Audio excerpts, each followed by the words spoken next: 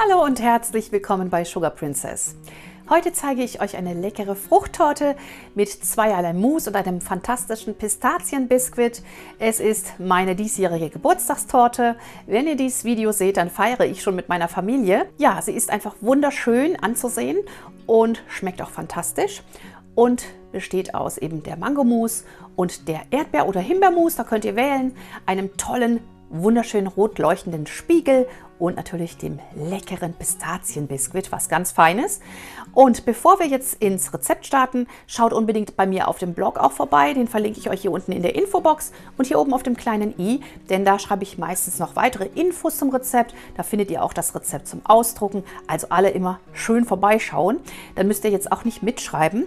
Und vergesst bitte auch nicht, den Kanal zu abonnieren, denn jeden Sonntag geht ja ein neues Torten- oder Kuchenvideo online, wenn nicht gerade Ferien sind.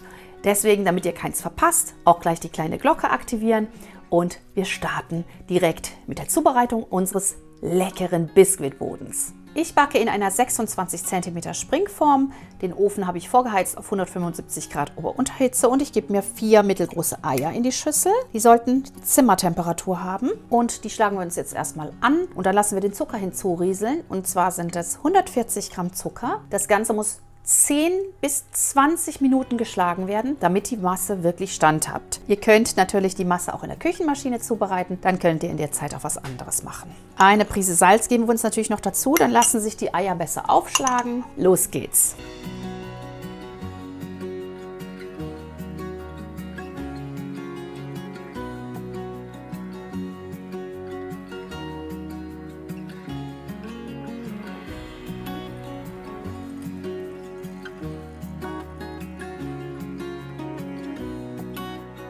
So, ihr seht, die Masse ist schön schaumig. Ich habe jetzt wirklich 15 Minuten geschlagen mit dem Handrührgerät. Das Volumen sollte sich verdreifacht haben, das ist ganz wichtig. Und jetzt können wir uns unsere restlichen Zutaten hinzugeben. Und hier habe ich jetzt 140 Gramm geröstete, gemahlene Pistazien. Dazu gebe ich etwas Mehl, 20 Gramm nur. Und ich gebe einen halben Teelöffel Backpulver hinzu, das ist optional. Aber ich sage mal so zur Sicherheit, vermenge mir das miteinander, damit alles schön miteinander vermischt ist. Und ich sehe, ob noch zu grobe Klümpchen drin sind. Sehr schön. Und das Pistazienmehl werde ich mir jetzt gerade hier unterheben in 2 Portionen.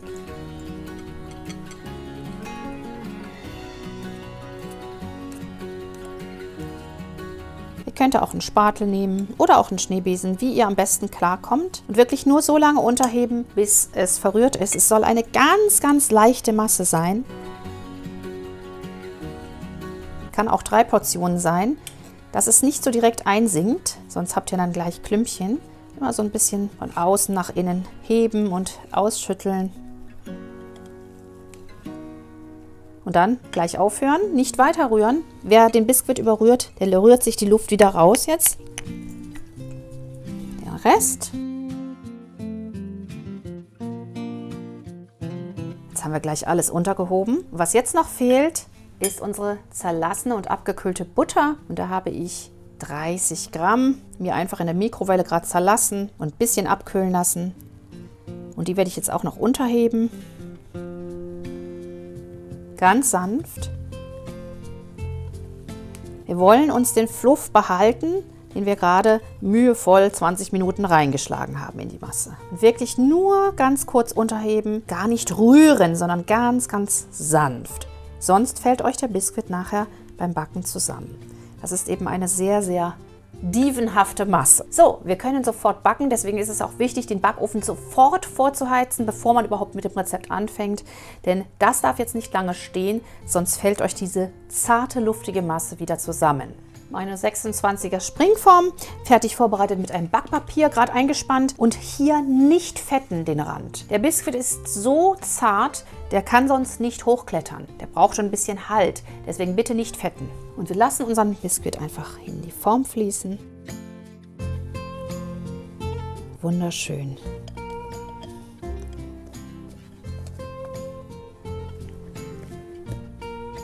Gerade ein bisschen verrütteln, dass er gleichmäßig ist und sofort backen für ungefähr 20 bis maximal 30 Minuten. Bitte den Ofen während der Backzeit nicht öffnen, sonst fällt euch die Masse zusammen, sondern erst wirklich nach den 20 Minuten. Auf geht's. So, hier ist mein Biskuitboden, schön hellgolden abgebacken. Und ich lasse ihn jetzt erstmal 10 Minuten in der Form auskühlen, schneide ihn dann vom Rand los und lasse ihn dann auf dem Kuchengitter ganz auskühlen. Und in der Zeit können wir uns schon die anderen Zutaten, die anderen beiden Mousse und das weiße Schokoladen-Pistazien-Crunch vorbereiten. Die beiden Mousse werde ich jetzt mit Gelatine, gemahlener Gelatine zubereiten. Ihr könnt selbstverständlich auch Blattgelatine verwenden oder auch Agatine. Agatine muss einfach 2 Minuten mit dem Mousse sprudelnd kochen. Das steht aber auch immer hinten auf der Packungsbeilage drauf. Ihr braucht entweder immer 6 Blätter Gelatine oder eben ein Päckchen gemahlene Gelatine oder eben entsprechend dann für 500 Milliliter Flüssigkeit ungefähr braucht man einen Beutel Agatine. Ich zeige jetzt dieses Rezept mit gemahlener Gelatine. Da nimmt man sich einfach einen Beutel für 500 Milliliter Flüssigkeit. Steht auch immer hinten drauf. Und da kommt jetzt etwas kaltes Wasser hinzu. Das muss jetzt quellen. Und zwar 4 bis 6 Esslöffel kaltes Wasser. Ich nehme jetzt einfach mal 60 Gramm. Das einfach gerade dazugeben. Und am besten so ein bisschen verrühren, dass sich wirklich alles gut auflöst. Und das stellen wir uns jetzt erstmal beiseite und lassen es quellen. Während unsere Gelatine nun ausquillt, geben wir uns schon mal die pürierten Erdbeeren in eine Schüssel. Ich habe mir die tiefgekühlten Erdbeeren einfach im Thermomix gerade durchpüriert. Ich hatte die ein bisschen antauen lassen. 600 Gramm Himbeeren oder Erdbeeren, könnt ihr beides verwenden. Die sollten ruhig noch so ein bisschen warm sein, also ihr könnt sie auch auf dem Herd einmal aufkochen und sie dann abkühlen lassen. Also sie sollten so ungefähr 50 Grad haben, damit sich Gelatine und Zucker dann auch schön darin auflösen. Ihr könnt diese Masse auch noch durch ein Sieb streichen, dann seid ihr die Kernchen los. Ich mag die Kernchen, deswegen lasse ich sie dieses Mal mit drin und gebe jetzt einfach noch den Zucker hinzu. Und zwar haben wir 100 Gramm Zucker. Ihr könnt da je nach Süße der Erdbeeren auch weniger verwenden natürlich. Den rühren wir uns gerade rein, bis er sich schön aufgelöst hat. 30 Gramm frisch gepresster Zitronensaft noch hinzu. So wird das sehr, sehr lecker. Und wenn jetzt unsere Gelatine schön gequollen ist, das sieht man hier, die wird jetzt so schön dick, dann können wir sie jetzt hier in der warmen Flüssigkeit auflösen. So. Schön schauen, dass alles gut miteinander verrührt ist. Und das stellen wir jetzt erstmal so zum Abkühlen beiseite und können uns in der Zeit die Schlagsahne schon mal steif schlagen. Und genauso wird auch die Mango-Mousse zubereitet. Wirklich mit genau exakt denselben Schritten, nur halt mit Mangos, Mangopüree. Also ich habe tiefgefrorene Mangos genommen. Ich breite die gerne dann auf einem Teller aus, dass sie so ein bisschen antauen können. Dann püriere ich mir sie, mache sie ein bisschen warm und dann kommt das gleiche Prozedere nochmal. Jetzt stellen wir das erstmal zum Abkühlen beiseite und kümmern uns um den Boden und den weiße Schokoladen-Pistazien-Crunch. So, mein Boden ist schön abgekühlt. Da habe ich mir gerade die karamellisierte Kruste abgeschnitten. Einfach die Form draufgestellt und dann ringsrum geschnitten. Das wird am besten gehen bei euch, wenn der Boden schön gekühlt ist. Dann lässt er sich am besten schneiden, wie immer. Wir stellen uns den Ring drauf. Sehr gut festziehen, denn es kommt ja kein weiterer Boden mit hinein. Hierauf kommt ja jetzt nur noch unsere Mousse, zweite Mousse und der Spiegel. Für die weiße Schokoladen-Pistazien-Crunch brauchen wir 120 Gramm weiße Schokolade. Die lasse ich mir gerade schmelzen. Hier habe ich 100 Gramm gehackte Pistazien nochmal. Die kommen jetzt gleich in die Schokolade. Die könnt ihr gröber oder feiner hacken, ganz wie ihr wollt, wie crunchy ihr das haben wollt, diesen Boden. Die Schokolade ist geschmolzen. Ich mache das immer gerne in der Mikrowelle. Ihr könnt es aber auch über dem heißen Wasserbad machen. Bei der Mikrowelle bitte aufpassen, dass die Schokolade nicht zu heiß wird, nicht verbrennt und immer nur so schrittchenweise erhitzen. Sehr schön. So, die Pistazien gebe ich jetzt hier dazu. Gerade vorsichtig unterheben. So gerade auf dem Teller vielleicht umfüllen. Ihr seht, das wird jetzt so eine Pistazien-Schokolademasse. Und die kann man sich jetzt so ein bisschen auseinandernehmen und abkühlen lassen. Das ist jetzt sozusagen eine Pistazien-Schokolade.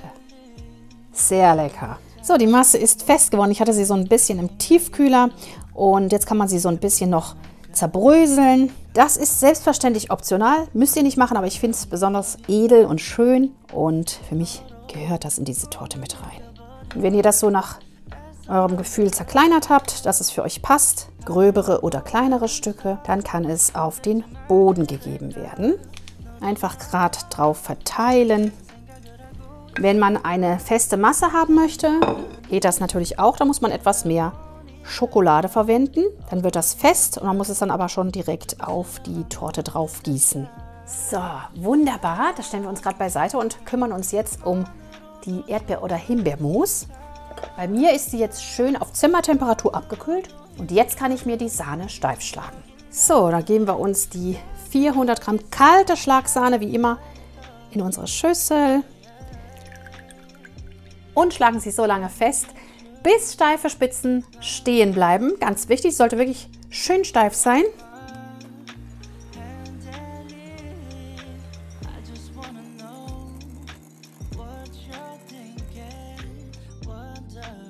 So, ihr seht, steife Spitzen bleiben stehen. Hier ist nun unsere Erdbeer-Gelatine-Masse und die ist schön abgekühlt. Wunderbar. Jetzt kommt einfach hier unsere Sahne dazu.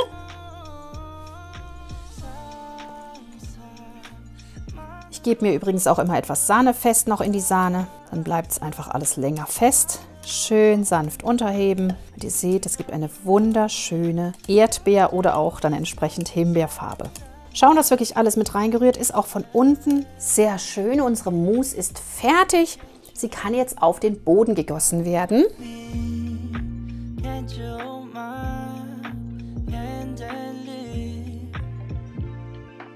Das stellen wir uns jetzt erstmal eine halbe Stunde in den Tiefkühler oder in den Kühlschrank und lassen es anziehen. In der Zeit können wir uns dann die Mango-Mousse schon herrichten. So, für den Mango-Püree habe ich mir auch Mangowürfel einfach in dem Thermomix gemixt und heiß gemacht. Das könnt ihr natürlich auch auf dem Herd machen. Einfach so ein bisschen erhitzen. Natürlich kommt auch hier noch Zucker hinzu und zwar 100 Gramm oder wie ihr wollt nach Belieben. Wenn ihr es weniger süß wollt, gerne auch weniger nehmen. Gerade mit einrühren. Und diese Mousse bereite ich jetzt in der Kühlzeit vor. So kann sie dann auch schön abkühlen und wir können dann auch gleich die Sahne schlagen und sie dann unterheben. Das kann alles jetzt in dieser Kühlzeit der ersten Mousse passieren. Und hier habe ich auch schon meine Gelatine. Die habe ich wieder einweichen lassen. Und ich nehme jetzt hier das halbe Rezept von der Himbeermousse. 300 Gramm Mangopüree, 50 Gramm Zucker und 5 Gramm Gelatine eingeweicht in 30 Gramm kaltem Wasser. Und die löse ich mir jetzt hier auf. Die habe ich schon eingeweicht, 10 Minuten. Das habe ich ja jetzt schon gezeigt, wie es geht. Einfach noch gerade hier einrühren und in dem Mangopüree, der ja jetzt etwas warm ist, noch schmelzen lassen. Gucken, dass da keine Klümpchen entstehen. Aber die löst sich jetzt hier drin auch ganz gut auf. Auf Zimmertemperatur abkühlen lassen und dann können wir wie gehabt unsere Sahne schlagen. Ich nehme jetzt dieses Mal die Hälfte, das heißt 200 Gramm. So, steif schlagen und ihr könnt auch, wie gesagt, noch etwas Sahneapart, Sahnesteif oder sonst was hineinrühren.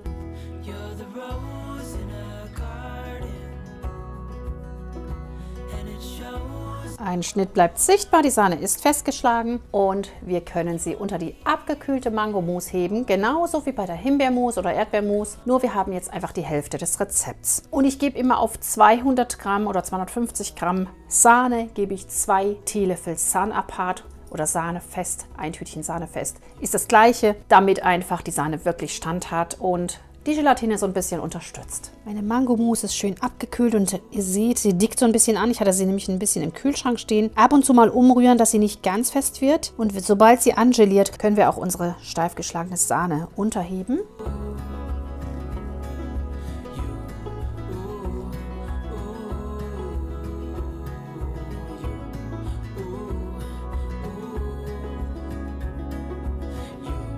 Das geht auch sehr gerne mit dem Schneebesen. Aber ihr wisst, ich bin ein Spateltyp. Schauen, dass wirklich alles gut miteinander vermengt ist. Alles ist schön homogen verrührt. Wir können jetzt die Mango-Mousse auf unsere gekühlte Torte geben. So, bei mir war die Torte jetzt, wie ihr seht, an dem Beschlag eine Dreiviertelstunde im Tiefkühler. Sie ist noch nicht ganz fest, aber ich sehe, dass sie fest wird. Man muss natürlich aufpassen, es ist besser noch eine Stunde eigentlich zu warten, denn wenn hier in der Mitte noch feucht drunter ist, dann trägt die Decke nicht. Sie bricht uns dann ein. Das wäre ja schade. Wir wollen ja wirklich schön getrennte Schichten haben. Deswegen geben wir jetzt die Mousse ganz vorsichtig peu à peu hier oben drauf. Nicht zu viel auf einmal. Also immer lieber länger kühlen als zu kurz. Ganz vorsichtig. Give me love, give me all your love, oh, 'cause I want you. No one else makes me feel this way. Don't know what you do. Hold my hand, could you hold my hand? Wir haben jetzt oben noch so ein bisschen Platz und das ist genau richtig, denn wir brauchen ja auch noch Platz für unseren Spiegel. Die Torte darf jetzt für mindestens 4 Stunden, besser über Nacht, in den Kühlschrank zum Festwerden. Die Torte war bei mir über Nacht im Kühlschrank, schön abgedeckt mit einer Haube. Sie ist gut fest geworden. Wir werden uns jetzt noch zum Schluss den Püree für oben auf, für den Spiegel herrichten. Für den Spiegel habe ich mir auch wieder Erdbeeren warm gemacht, bzw. aufgetaut und etwas warm gemacht und püriert. Zucker dazu. Und zwar 60 Gramm nehme ich hier. Ihr könnt auch weniger verwenden, natürlich, je nachdem, wie süß eure Erdbeeren sind. Und hier habe ich mir auch schon die Gelatine, und zwar 4 Gramm gemahlene Gelatine in 30 Milliliter kaltem Wasser quellen lassen. Und die kommt jetzt auch wieder dazu. Dasselbe Prozedere wie zuvor auch.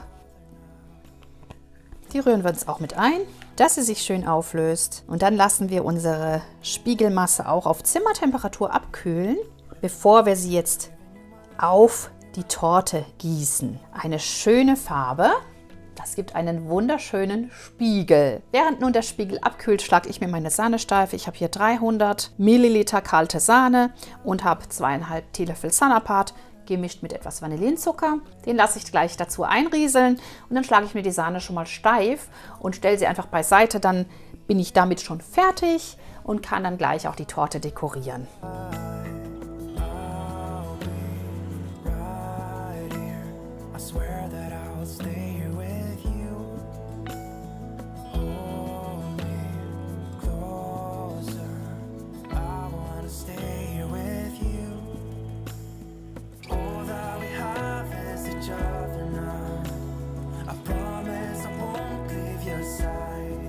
So reicht das erstmal so mittelsteif für den Rand und später schlage ich mir das Ganze noch steifer auf für die Rosetten.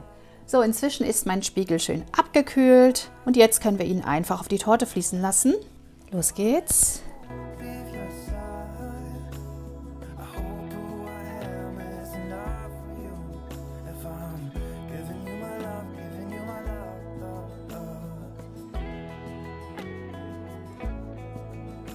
Ich liebe Erdbeeren. Ich habe früher von meinen Eltern zum Geburtstag immer Erdbeeren bekommen. Ich kann mir die Torte aber auch sehr gut mit Himbeeren vorstellen, auf jeden Fall. Natürlich muss die Torte jetzt noch mal kalt stehen. Wartet einfach lang genug, bis sich da nichts mehr rührt. So, nach einer guten Weile im Tiefkühler, also wirklich eine gute Zeit oder eben auch im Kühlschrank, können wir uns die Torte aus dem Ring lösen.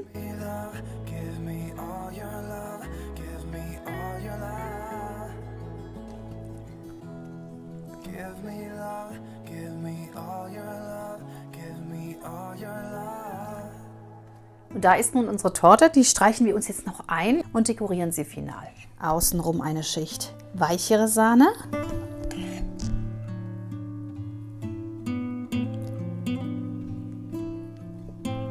Das machen wir so lange, bis wir zufrieden sind mit dem Ergebnis.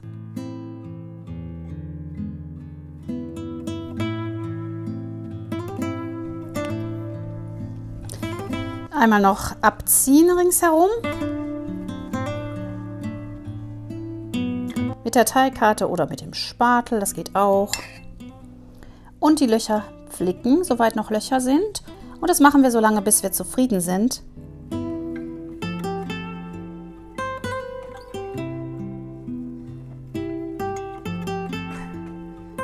So dass sie schön perfekt aussieht. Wunderbar. Unsere Torte ist fertig eingedeckt am Rand. So, die restliche Sahne habe ich mir wie immer etwas steifer noch geschlagen Und die gebe ich jetzt hier in Rosetten auf die Torte. Nicht zu weit außen, damit die Torte nicht so schwer wird. Sie besteht ja schließlich nur aus Mousse. So ein bisschen weiter innen als sonst.